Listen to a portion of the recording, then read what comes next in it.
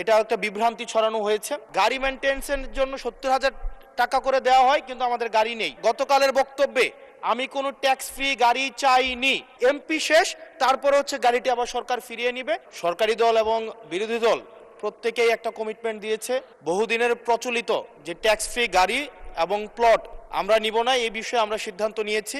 এবং গতকাল এই বিষয়টিকে সমর্থন জানানো পূর্বক আমি এই সংসদে একটি বক্তব্য প্রদান করি, যেটি আজকে বিভিন্ন মিডিয়াতে এটা একটা বিভ্রান্তি ছড়ানো হয়েছে। আমি আমার জায়গা থেকে যেই ট্যাক্স ফ্রি গাড়ি আমরা নিব না এবং প্লট এই সুবিধাটি যেটা আমরা নিব না, এই সিদ্ধান্ত সমর্থন পূর্বক আমি জানিয়েছি জেলা পরিষদের চেয়ারম্যান, উপজেলা পরিষদের চেয়ারম্যান, পৌর মেয়র, ডিসি, ইউনো, এসিল্যান্ড সহ অন্যান্য সরকারি অফিসার সরকারি কার্য পরিচালনা করার জন্য যেভাবে সরকারি একটি গাড়ি পেয়ে থাকে, ঠিক একই প্রক্রিয়ায় আমাদের যারা সংসদ সদস্য আছে তাদেরকে ঠিক একই প্রক্রিয়া একটি গাড়ি ব্যবহার করা দেয়া যায় কিনা সেটি আমি এই সংসদে আমি জানিয়েছিলাম।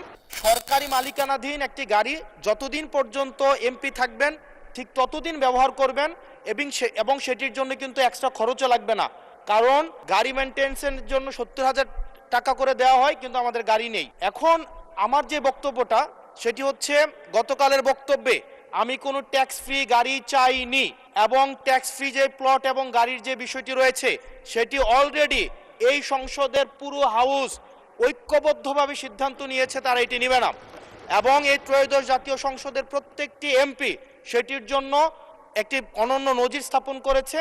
এটি মিডিয়াতে বিভ্রান্তি সৃষ্টি করেছে, সেটির জন্য এখানে পুনরাবৃত্তি করেছি সকল এমপিদের পক্ষ থেকে যে আমরা ট্যাক্স ফ্রি গাড়ি বা প্লটের সুবিধা না, অন্যান্য যে সরকারি সুবিধা আছে সেটির মতো করে যতদিন এমপি থাকবে ঠিক ততদিন এমপি শেষ, তারপরে গাড়িটি আবার সরকার ফিরিয়ে নিবে, সেটির জন্য আজকে এখানে দাঁড়ানো। মাননীয়